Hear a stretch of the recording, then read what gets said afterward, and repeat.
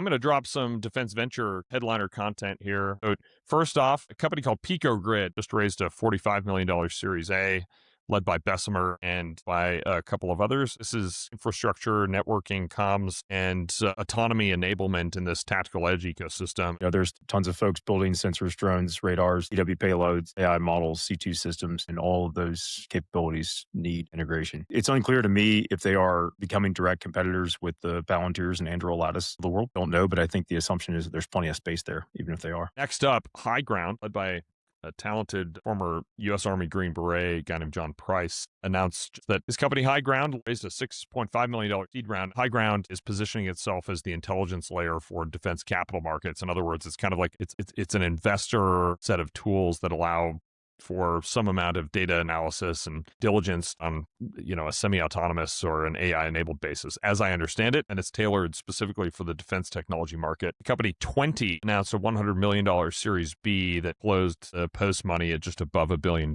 It's only 2 or 3 years old, as I understand it, this company 20, but it is probably tip of the iceberg on an emerging offensive cyber industry that will emerge and then serve, the likes of NSA, Cyber Command. So they describe their products as AI-enabled end-to-end platforms for industrializing offensive cyber operations. But it's exciting. This might be the rise of cyber as the premier growth category in the defense arena. Most of the folks in that space do not talk out loud about being offensive cyber warfare oriented. There's like a strong incentive to stay off the radar because That's right. bad actors are now like aggressively targeting. So I for sure what I'll say he is the only one in that space that I've seen talking about it as loud and proud, but they are billing themselves as a weapons company.